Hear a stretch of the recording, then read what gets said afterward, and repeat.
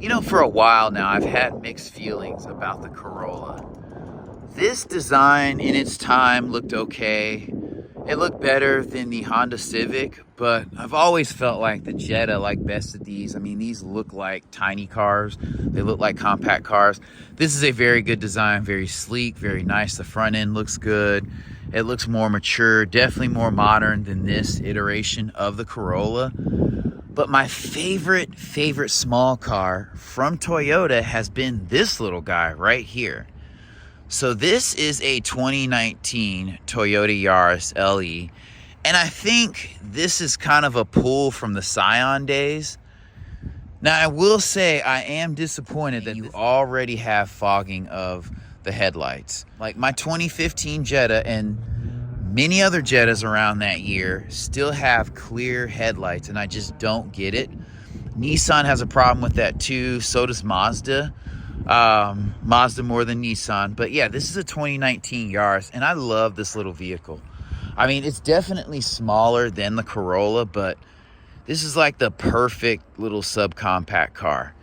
I love the wheels here, this gunmetal gray, and these are 16-inch wheels, so that's like a very good size for a, you know, subcompact car.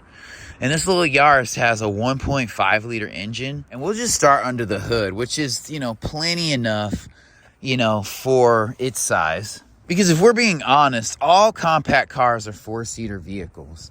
Now this one's, you know, just not going to have space for like luggage and stuff like you might find in a Corolla. This is the engine setup here. You have your alternator right there, which is easier to get to.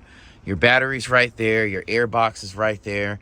And there's your very trustworthy little 1.5 liter engine. Now, interestingly enough, this has a Mazda badge underneath. So I'll have to do some research on that. Yeah, I think anything Toyota puts in their cars is going to be well thought out. The only vehicle that would be better than this Toyota Yaris for their small vehicles is going to be the Prius. So the Prius is like a very solid vehicle. Old ones, it's crazy how you see some of these like 10-plus-year-old Priuses driving around and they're whisper quiet. So their suspensions and everything are built to last. But I like this Yaris.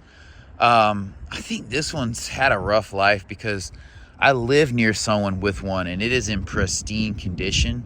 This one's a little dusty, but we're going to take a look at it. Like I said, it looks good front to back.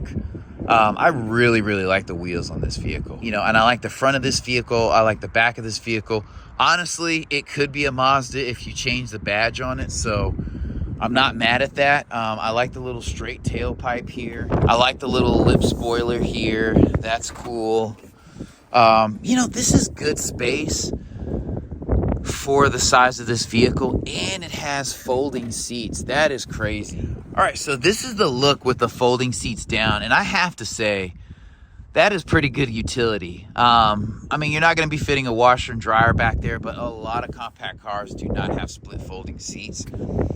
And so I feel like this car would be a great option for any age. Empty nest, young person going to college, middle age, old age, it doesn't matter.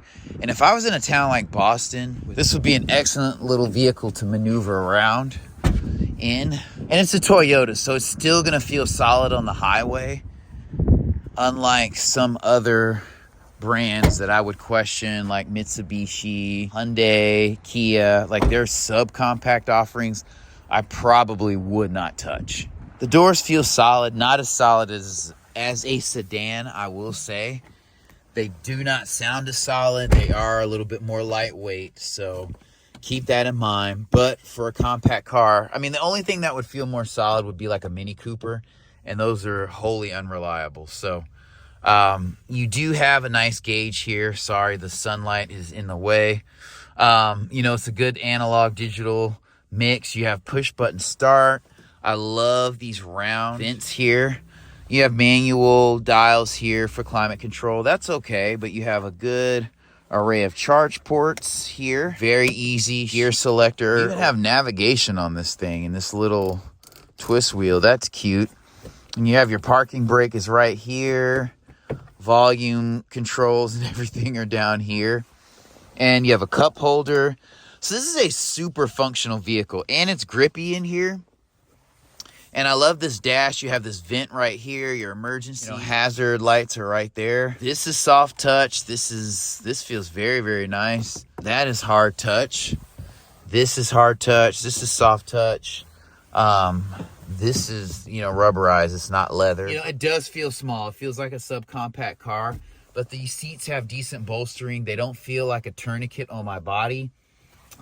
This is hard touch. This is soft. So, I mean, you know what you're getting into. Like, this is going to be the cheapest vehicle that Toyota offers. You have incandescent lighting here. You still have a cup holder. And what's interesting, you do not have a light here. This headliner, you can kind of hear the sheet metal there. You can kind of hear the sheet metal ring when you close the door in this vehicle. I mean, that's what you're going to get with a subcompact car. And then we'll go ahead and open the door in the back. It doesn't feel cheap, though. The doors don't feel cheap. They just don't feel as solid as a larger car, but that's okay. The interior, again, that doesn't feel cheap. Sitting back here, legroom is going to be a bit limited back here. You have a map pocket here. You don't have a charge port in here. These seats have texture on them so they don't feel like you're going to slide around. There is some stitching in here, but just overall, like, this is going to be a very, very solid small car. I would say if you could get into a Prius, just because that is going to be a premium compact car or subcompact car. These are cool right here. Visibility is not going to be great here, but you do have a backup camera, so that's okay. I mean, the functionality in this vehicle is very straightforward.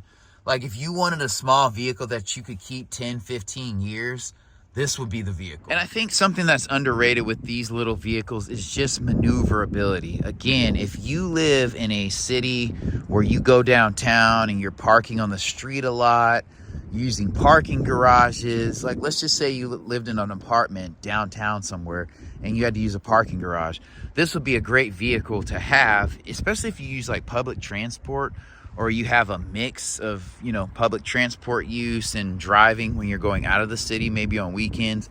This is a great little vehicle to have. It is going to feel small on the road, and the wind may kind of push it a little bit, but that comes with the territory. And you have a little fin here. And I mean, you could road trip in this vehicle. And it's not underpowered. So if this were a Ford vehicle, it might have a 1.3 liter 3-cylinder engine, and that would be super buzzy. Still enough power for this vehicle, but it's not going to be a buzzy engine. 1.5 liters is a respectable size. It's a 4-cylinder. It'll get you going, and it's very stylish. You have indicators in the rear view mirror, the side mirrors, and so they're not cutting a ton of corners with this. Yeah, this is metallic paint. So super dope little small vehicle.